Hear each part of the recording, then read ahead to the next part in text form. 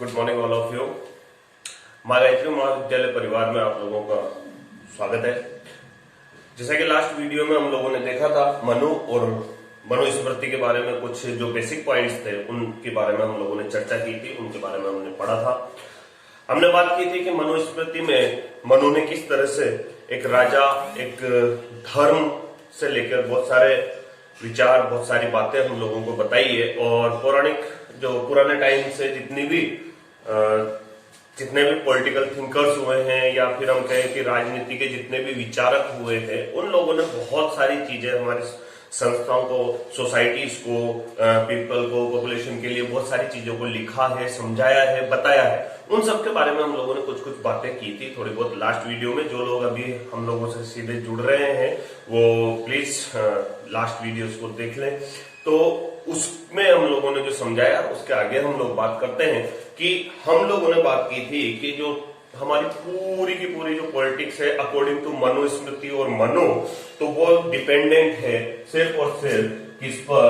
धर्म पर। यानी हर एक अच्छे राजा, यानी एक अच्छे किंगडम, एक अच्छे राजा का जो कर्तव्य है वो हम लोगों ने बात की थी कि वो जो धर्म पर चले और धर्म के अनुसार ही अपनी प्रजा का पालन करे, लोक कल्याण के लिए काम करे, उसी को हम एक अच्छा राजा मानते हैं। यही मनुस्मृति में भी लिखा है, यही चाणक्य ने अपने जो अर्थशास्त्र है, राजनीति शास्त्र है, उस पुस्तक में लिखा है, या शुक्राचार्य ने लिखा है, और भी बहुत सारे जो शुक्र नीति वगैरह जो लिखी हुई है उनमें अलग अलग लोगों ने अलग अलग तरीके से बात की है। लेकिन सभी ने बात की है किसके बारे में? धर्म के बारे में, यानी धर्म सर्वोपरि है किसके बारे में? तो ये धर्म जो वर्ड है, ये धर्म वर्ड आया कहां से है उसके बारे में बात करें तो संस्कृत भाषा के ध्री जो वर्ड है, इस वर्ड से ये डिराइव्ड हुआ है। जैसा कि हम लोगों ने जनरली पहले भी बातें की है कि आप लोग अच्छे तरह से जानते हैं कि जो कोई भी वर्ड होते हैं तो या तो फ्रेंच से लिए हुए हैं, ग्रीक से लिए हुए हैं, इंग्लिश से लिए हुए हैं, जर्मन से लिए हुए हैं, लैटिन वर्ड हैं, इस तरह के वर्डिंग्स हम लोग देखे हुए हैं जिसका मतलब ये होता है। तो इस तरह से बहुत सारे वर्डिंग्स हैं। उसी तरह से यहाँ पर ये ध्री वर्ड है, ये वर्ड लिया गया है हमारे संस्कृत भाषा के धर्म जो वर्ड है ये लिया गया है ध्री वर्ड से, जिसका अर्थ होता है धारण करना, यानी एक्सेप्ट करना या अपने आप में इंटर्न करना किसी भी चीज को, आउटर थिंग्स को अंदर लेना, समेट लेना, या फिर हम कहें कि एक पर्टिकुलर कोई धर्म से मतलब ये हो गया कि कोई पर्टिकुलर एक दिशा निर्देश है जिनको हम अपने अंदर धारण कर रहे हैं और उन्हीं के अकॉर्डिंग हम अपना जीवन यापन कर रहे हैं, उन्हीं के अकॉर्डिंग हम अपने जीवन में चल रहे हैं, उन्हीं के रूल्स रेगुलेशंस को हम लोग मान रहे हैं, उसी को हम लोग क्या कहेंगे? धारण करना। तो धर्म मतलब होता है धारण करना, यानी अच्छाइयों को धारण करना, उस धर्म से रिलेटेड, उस संस्कृति से रिलेटेड, उस कल्चर से रिलेटेड, उस रिचुअल्स हैं या कल्चर को हम लोग क्या कर रहे हैं? एक्सेप्ट कर रहे हैं, उनकी अच्छाइयों को हम एक्सेप्ट कर रहे हैं और बुराइयों को छोड़ रहे हैं। इसी को कहते हैं हम धारण करना। और धारण करने की जब बात आती है और राज्य की बात आती है तो हम लोग देखेंगे कि कोई भी राज्य है जो किसके बेसिस पर चलता है, कोई भी राज्य है वो किस बेस पे चल रहा है, उसका सबसे सर्वोपरि चीज क्या है, सबसे ऊपर क्या है। क्योंकि हम लोग जानते हैं जैसे कि मोनार्की सिस्टम होता है, डिक्टेटरशिप होती है या डेमोक्रेसी है, तो हमारी कंट्री डेमोक्रेटिक है। तो डेमोक्रेसी में क्या होता है कि किंग जो होता है, राजा जो होता है, यानी कि कहने का मतलब है कि चाहे फर्स्ट पर्सन ही हो डेमोक्रेसी में, प्राइम मिनिस्टर हो या प्रेसिडेंट हो, president first person of country है, ऑफ द कंट्री, तो फर्स्ट पर्सन जो है वो भी किसके उसमें आता है दायरे में? वो भी आता है संविधान के दायरे में, हमारे कॉन्स्टिट्यूशन के दायरे में। तो हम लोग कहेंगे कि कोई भी राज्य है वो किसके बेसिस में आता है? धर्म और दंड के इसके मिडिल में आता है। और राज्य कोई भी चलता है तो वो किसके अकॉर्डिंग चलता है? उस राज्य के धर्म को अनुसरण करते हुए, और साथ ही साथ उसके जो भी दंड के प्राधिकरण बनाए गए हैं उसके अंदर में चलता है। मनुस्मृति में लिखा गया है, मनु के द्वारा क्या लिखा गया है? मनुस्मृति में लिखा गया है कि राज्य धर्म पर आधारित मापदंडों के अनुसार चलता है। यानी राज्य क्या हो गया है? धर्म के अनुसार ही चलता है। कोई भी राज्य है तो वो धर्म के अनुसार ही चलेगा।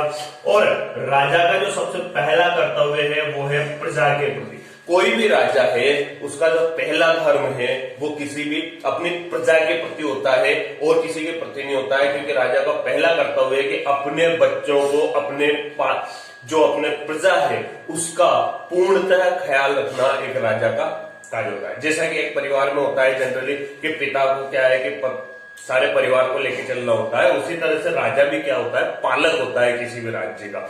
तो उसको क्या है कि पूरे के पूरे राज्य के प्रजावासियों को लेके चलना होता है और प्रजा का जो है वो धर्म का पालन करना होता है, ये काम है राजा का, ये पहला कर्तव्य है। साथ ही साथ धर्म राज्य पर निर्भर।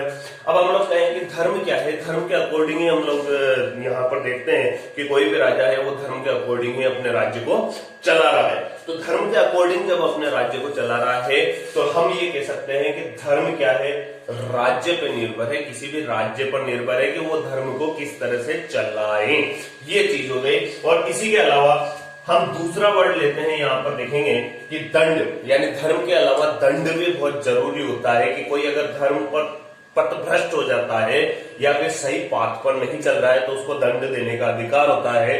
क्योंकि हर चीज में, हर तरह की जो गवर्नमेंट होती है, तो डेमोक्रेटिक गवर्नमेंट में भी जुडिशरी वाला सिस्टम है या जज वाला सिस्टम है, तो उसको भी हम देखते हैं। तो धर्म और दंड परस्पर एक दूसरे से संबंधित है, या तो धर्म पे चल लो या दंड ले लो। अगर सही तरीके से आप धर्म पे नहीं चलेंगे तो आपको दंड दिया जाना स्वाभाविक है, इस बात को हमें ध्यान रखना होगा। तो धर्म और दंड एक दूसरे के क्या है, परस्पर संबंधित है, इंटरडिपेंडेंसी दोनों के अंदर देखने को मिल जाती है। दंड क्या है, एक्चुअल में दंड तत्व जो होते हैं वो 3 तरह के होते हैं। दंड मतलब पनिशमेंट देना, सजा देना। तो दंड 3 तरह के होते हैं, हम लोग जनरली देखते हैं। एक तो नीति प्रायोजन, एक अधिकृत संस्था और एक अनुलंघनीयता। ये तत्व है भाई, 3 तरह के तत्व हैं, 3 तरह से हम इनको डिफाइन कर सकते हैं। तो सबसे पहली चीज हो गई कि जो हम धर्म की बात कर रहे हैं तो किसी न किसी नैतिक प्रायोजन के लिए दंड देना ही उचित है। अगर अनुचित तरीके से आप दंड दे रहे हैं तो वो गलत है। तो नैतिक प्रायोजन होना चाहिए उसका। आपके दंड देने का क्या होना चाहिए, नैतिक प्रायोजन होना चाहिए, एक सही कारण होना चाहिए कि आप दंड दे रहे हैं तो वो किस कारण से दे रहे हैं। साथ ही साथ उसकी एक अधिकृत संस्था होनी चाहिए। मीन्स क्या हो गया कि दंड, जैसे राजा ने सोच लिया कि नहीं मुझे इसको दंड देना है, कुछ सही है कि गलत है ये राजा ने पता नहीं लगाया और दे दिया, और अकेले का मन हुआ, ठीक है, तो ये गलत है। गलत क्यों है, क्योंकि एक संस्था बनानी होती है,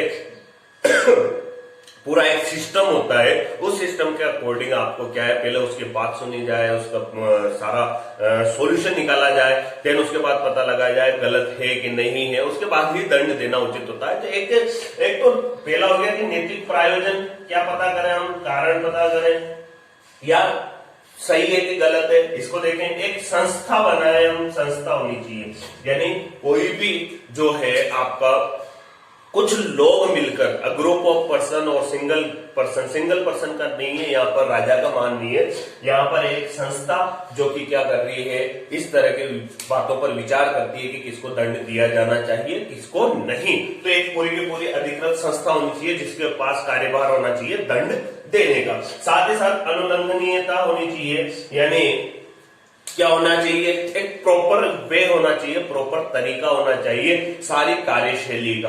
ये 3 तत्व हैं जो कि किसके हैं, दंड के, यानी एक प्रोसेस से दंड भी होगा तो एक प्रोसेस से होगा, एक प्रॉपर तरीके से लिया जाएगा, एक प्रॉपर फॉर्मेशन है जो कि एक कमेटी बनाई जाए, कमेटी के अकॉर्डिंग होनी चाहिए। मनुस्मृति के अकॉर्डिंग अगर हम कहें, अगर बात करें तो दंड क्या है, सर्वोपरि सत्ता है, यानी सत्ता की जो सबसे इंपॉर्टेंट चीज है, सबसे ऊपर की चीज है वो है दंड। क्योंकि कोई भी व्यक्ति अपने राज्य को प्रॉपर तभी चला सकता है, क्योंकि गलत लोग तो होते हैं, सभी जगह होते हैं, ठीक है। कुछ लोगों के मन में कुछ ना कुछ गलतियां होती है, वो कुछ लोग कुछ आदतन गलतियां करते हैं, तो उन लोगों को सुधारने के लिए एक प्रावधान है जो कि दंड है। उससे जैसे कहते हैं ना, मार से तो भूत भी भागते हैं या सजा से तो भूत भी भागते हैं, तो वही वाली सिचुएशन यहाँ पे हम लोग देख सकते हैं। इसके बाद बात करते हैं राज्य के सप्तांत सिद्धांत, 7 टाइप के। राज्य के सप्तांग सिद्धांत, राज्य जो है वो कौन कौन सी स्टेप्स को मिलाकर रन होता है, चलता है, इस चीज के बारे में हम बात करेंगे कि राज्य जो स्टेट है, कोई भी स्टेट है, कोई भी तो किंगडम है, उसके सिद्धांत जो होते हैं, प्रिंसिपल्स हैं, वो 7 टाइप के प्रिंसिपल्स हैं जिनके बेसिस पर कोई भी राज्य स्टेट क्या करता है, रनिंग करता है। तो उसमें हम देखेंगे सबसे पहला है स्वामी।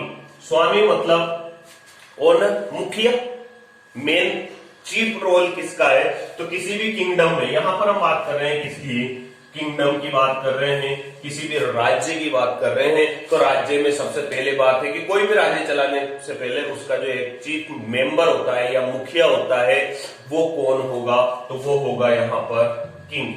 किंग को हम स्वामी बोलते हैं, स्वामी को राजा भी कहा जा सकता है। एक होता है उसका मंत्री। आप लोगों ने चेस खेला होगा, तो चेस में आप लोगों ने देखा होगा कि एक तो राजा होता है, एक वजीर होता है, देन ऊंट सेना होती है, हाथी सेना होती है, घुड़ सेना होती है, देन पैदल सेना होती है। तो इस तरह के सिस्टमेटिक तरीके से पूरा का पूरा एक राज्य जो चलता है, वो पूरा राज्य की जो एक अपनी ताकत दिखाने के लिए एक सेना होती है, जिसमें जिन जिन चीजों की जरूरत होती है वो सारा चेस में अवेलेबल। उसी तरह से एक राज्य जो चलता है, किंगडम जो चलता है, उसमें राजा तो है ही, लेकिन जो सबसे इंपॉर्टेंट रोल होता है वो होता है किसी भी राज्य के मंत्री का, यानी मंत्री ही सबसे बड़ा एडवाइजर होता है। मंत्री ही एक राजा एक पद मात्र है, जैसे कि एक प्रेसिडेंट होता है, वो फर्स्ट पर्सन तो है, लेकिन सारे कार्य जितने भी हैं वो सारे करता है प्रधानमंत्री, प्राइम मिनिस्टर। तो उसी तरह से ये मान के चले कि इसको हम अगर प्रेसिडेंट बोलते हैं, तो इस वजीर को हम क्या बोल सकते हैं, प्राइम मिनिस्टर बोल सकते हैं, कि सारा देखरेख कार्य क्षेत्र जो होता है वो किसके अंडर में होता है, मंत्री के अंडर में होता है। इसके बाद हम बात करते हैं पुर की। तो पुर क्या होते हैं, किले होते हैं, यानी परकोटा या राजधानी जिसको हम बोलते हैं, वो तीसरे नंबर पे आता है हमारे सप्तांग सिद्धांत में। तो पुर मतलब जो है वो आपका एक राजा का किला होता है पर्टिकुलर, उससे थोड़ी सी डिस्टेंस पे क्या होता है कि पूरी की पूरी राजधानी होती है, पूरा का पूरा किंगडम होता है जहां पर प्रजा निवास करती है। तो ये एक सिस्टम हो गया। एक हो गया आपका राज्य, यानी राज्य का मतलब हो गया पूरी की पूरी जनता जहां पर निवास करती है, पूरा का पूरा किंगडम हम लोगों ने देख लिया, पूरा जितना भी कवर होता है उन सारी जगहों को हम किंगडम बोलते हैं। और कौटिल्य के अकॉर्डिंग उसी जगह को, यानी मनुस्मृति में उसको बोला गया है क्या, राज्य, और कौटिल्य के अनुसार उसको बोला गया है जनपद। यानी जनपद मतलब जहां पर जनता क्या करती है, निवास करती है, उसको हम बोलेंगे जनपद। देन उसके बाद हो गया, कोई भी राज्य को चलाने के लिए अर्थ की जरूरत होती है, इकोनॉमी की जरूरत होती है, वेल्थ की, पावर की, मनी की, कैपिटल की नीड होती है कोई भी काम के लिए। तो एक राज्य जो चला रहे हैं हम लोग, उस राज्य के लिए कोष सबसे इंपॉर्टेंट है।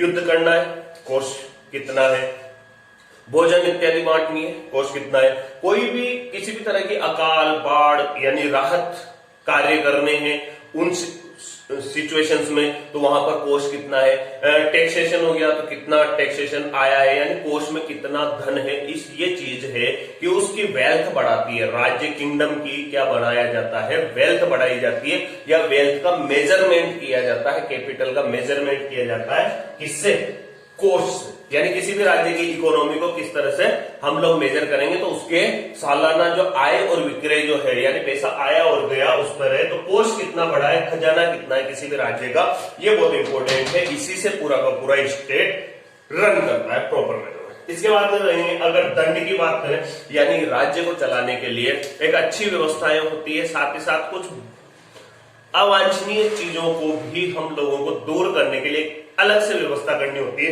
जिस व्यवस्था को हम बोलेंगे दंड। यानी दंड व्यवस्था, यानी शक्ति और सेना, यानी कोई आप पर आक्रमण कर रहा है तो आपकी सैन्य शक्ति को आप तैयार करें, ठीक है। सेना जो है वो क्या कर रही है, सामने वाले को दंड दे रही है, या फिर हम कह सकते हैं कि आपका बचाव कर रही है, आपको प्रोटेक्ट कर रही है। तो शक्ति आपके पास, पावर कितनी है, और साथ ही साथ दंड व्यवस्था हम लोग लेके चलते हैं। पर इसके बाद होता है एक सबसे बड़ी बात होती है कि आपके कितने मित्र हैं। वो एक बात सुनी होगी आप लोगों ने, जिसमें कहा गया है कि जैसे पहले हम लोग 10 लोग मिलके एक बॉल खरीदते थे, अब मैं अकेला बॉल तो खरीद सकता हूं लेकिन मित्र नहीं है। ठीक है, यानी मित्र होना बहुत जरूरी है। जीवन में आपका अकेलापन हो, आपके किसी तरह की प्रॉब्लम हो, तो सबसे पहला व्यक्ति होता है मित्र। जैसा कि जनरल हम लोग देखते हैं कि यार कभी आपके कोई छोटा सा लड़ाई झगड़ा हो जाता है, होना नहीं चाहिए, लेकिन एक जनरल से बात बताओ, लड़ाई झगड़ा हो गया तो सभी कहते हैं कि दूर रहा कर, ऐसी जगह मत जाया कर, ये मत किया कर, वो मत किया कर। लेकिन अगर किसी मित्र से आप कह दो, किसी दोस्त से कह दो कि यार भाई आज तो ऐसा हो गया, तो क्या कहता है वो? कहां हुआ, कौन था, ले चल मेरे साथ देख लेंगे, चाहे वो खुद इतना सा हो, पतला तो। लेकिन क्या होता है, मित्र एक अपना मतलब सबसे घर परिवार माँ बाप के बाद सबसे पहला अगर स्थान अगर हम लोग देखें गुरुजनों के बाद, तो हम लोग मित्र को दे सकते हैं, क्योंकि वो हर तरह से हमारे साथ होता है। तो मित्र राज्य होना बहुत जरूरी हो गया है कि किसी भी राज्य के आसपास के क्षेत्र में जितने भी मित्र राज्य हैं, जितने भी राज्य हैं, उनके साथ आप किस तरह से मित्रता रखते हो। हमारे भारत देश की स्थिति में यही कंडीशंस थी। जब पहले आक्रमण करे आए, तुर्क आए, अफगान आए, जितने भी आए, लोधी, खिलजी, है ना, ठीक है, मुगल्स आए, जितने भी आए, उन लोगों ने क्या किया है, आक्रमण किए, छोटे छोटे राज्यों पे किए। हर राज्य के राजा ने सोचा कि हमारे ऊपर तो कुछ हो ही नहीं रहा है, उसके ऊपर हो रहा है, वो जाने उसकी समस्या है। आपस में मित्रवत व्यवहार नहीं किया और धीरे धीरे क्या हो गया, बहुत सारे लोगों का पूरा ही जो अपना इंडियन किंगडम था, पूरा जो भारत वर्ष था, उस पर उन्होंने कब्जा कर लिया। कुछ ऐसा राजा था जिन्होंने अपनी सैन्य शक्ति को मजबूत करके रखा और आपस के लोगों को जोड़कर रखा, आपस के जो राज्य थे उनके साथ मित्रवत व्यवहार किया, सबने मिलकर उनको युद्ध लड़े और उनको भगा दिया।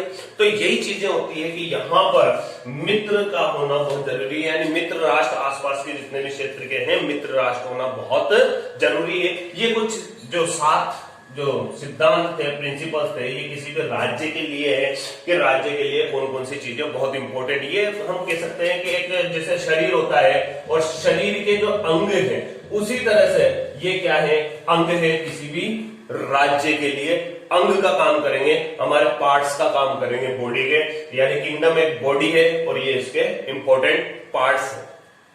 राज्य की उत्पत्ति का देवीय सिद्धांत अगर कहें कि राज्य की उत्पत्ति और उसका देवीय सिद्धांत क्या रहेगा, तो राजा का जो आवश्यक गुण है, भाई राजा है, मेन रोल हमने दिया है राजा को कि भाई राजा स्वामी होता है, किंग होता है, पूरे किंगडम को संभालता है। तो उसका जो आवश्यक गुण है, जो बहुत इंपॉर्टेंट जो उसके नेचर है, वो क्या होना चाहिए, प्रजा की रक्षा और लोक कल्याण। यहाँ पर कल्याण है और इसको हम कह सकते हैं लोक कल्याण। लोगों का कल्याण करने का काम होना चाहिए राजा का, और प्रजा की रक्षा करने का सबसे पहला काम होना चाहिए किसका, राजा का। और राजा क्या होना चाहिए, विद्वान होना चाहिए। राजा क्या होना चाहिए, इंटेलिजेंट होना चाहिए, वाइज होना चाहिए, बुद्धिमान होना चाहिए, जितेंद्रिय होनी चाहिए। उसकी अपनी इंद्रियां जो होती है, इंद्रियां होती है 5 और 6 इंद्रियां होती है, एक छठी होती है 6th सेंस जिसको हम बोलते हैं।